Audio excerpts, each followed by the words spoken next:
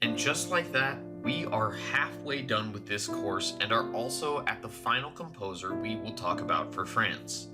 I hope you've enjoyed learning about Debussy and Fauré as much as I have, and today's focus won't disappoint either. We travel to the life of Maurice Ravel today, and we'll discuss his two works, Le Martin Pêcheur and Chanson Romanesque from Histoire Naturelle and Don Quixote à Dulcinea, respectively. But more on the songs in a moment. For now, let's discuss the life of Maurice Ravel. Ravel was born in Cibourg on the southwest tip of France, but grew up in Paris. He began piano lessons at 7 and composition studies at 12. At age 14, Ravel enrolled in the Paris Conservatoire and also attended the Universal Exposition in Paris in 1889. This had a large impact on him, particularly the gamelan music from Java, Russian works by Rimsky-Korsakov, and the music of Emmanuel Chabrier and Erik Satie. He, like others we have discussed, also was enraptured by the poetry of Charles Baudelaire and Stéphane Mallarmé. At 20, Ravel temporarily left the Conservatoire, but returned 2 years later and began studying composition with Fauré. Over the next several years, Ravel composed some of his most famous pieces, including Scheherazade in 1898, the original piano version of Pavane pour une enfant défunte in 1889, and the piano piece Jeu d'eau in 1901. He tried in 1901, 2, and 3 to win the Prix de Rome, but was unsuccessful.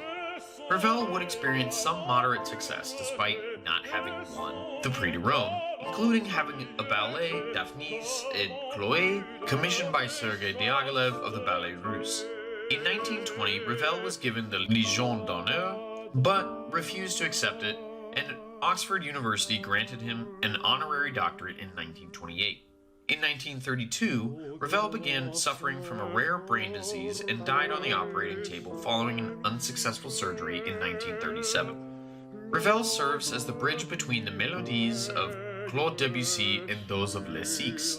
Ravel's songs have an evenness of rhythmic structure and require diligent execution. Ravel insisted on technical accuracy to evoke the images he wanted, so, like Debussy, his scores are incredibly intricate. Ravel even took this a step further by saying that he did not want his music to be interpreted, just performed. Critics claimed that Ravel's music avoided any overt display of emotion, and Ravel retorted with passages from Histoire Naturelle such as Le Martin Pêcheur. He was very deliberate, as one can imagine, with his text setting, and wanted the music to exalt and praise the text it was tied to. His melodies are elegant and subtle, using classical phrase structure. Ravel believed that free verse was preferable to metered poetry, lending itself to the descriptive writing of Ravel's music. The use of prose even led to a scandal at the premiere of Histoire Naturelle.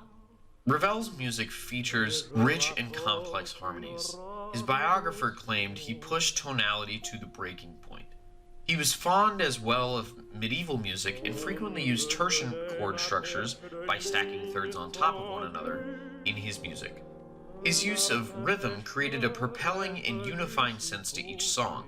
He used dance motives, mostly from Spain, in his songs, especially the Don Quixote cycle. He composed difficult piano accompaniments and often gave the main interest to the piano in his mélodie.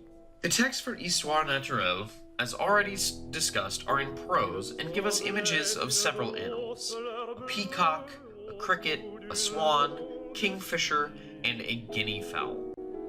Le Martin Pêcheur focuses on the kingfisher.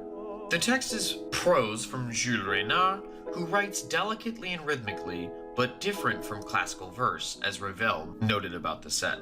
The scandal came from how he would set the French text, often ignoring the mute E at the end of words. So, instead of the word fiancée, as is written and would typically be said, Ravel said it as fiancée. It may seem like a subtle change to our ears, but this was a big deal in how the voice was treated in French culture. You can find more details about this cycle and Le Martin Pêcheur in the Kimball reading on Brightspace. The second song cycle, Don Quixote à Dulcinea, is based off of Miguel de Cervantes' epic story Don Quixote de la Mancha. This song cycle was the final vocal work that Ravel ever composed, being completed in 1932. He wrote it for a film adaptation of Don Quixote in which Russian bass Fyodor Chelyabin was to play the leading role. 5 composers were selected to write songs for the project. In the end, Ravel, with his oncoming health struggles, submitted his work late, and so Jacques Ibert's songs were chosen instead. I have had the privilege of performing Ibert's set, and they are vastly different from Ravel's, but no less beautiful. Ravel chose to encapsulate the night Don Quixote in 3 melodies, with characteristic Spanish dances at the core of each of them. In Chanson Romanesque, he used the guajira, which features an alternation between 6/8 time and 3/4. Upon the first performance of this set, Marcel Singer, who premiered the set, was asked by Ravel if he could dedicate the cycle to him. Singer refused, thinking it too high an honor, and so Ravel asked him to choose a single movement. He chose the second song in the set, Chanson épique, to which Ravel commented that he had chosen the right one. The first song in the set, Chanson Romanesque, details Quixote's unshakable will in standing up for what he believed in, if not for Dulcinea, for whom he would have given up everything. And that's all we have on France and a Mélodie for this course. Your style sheet for Ravel is due Wednesday, and we are then on to our second open note quiz. Best of luck, I can't wait to see what you find in these pieces. See you next week as we journey to the United States.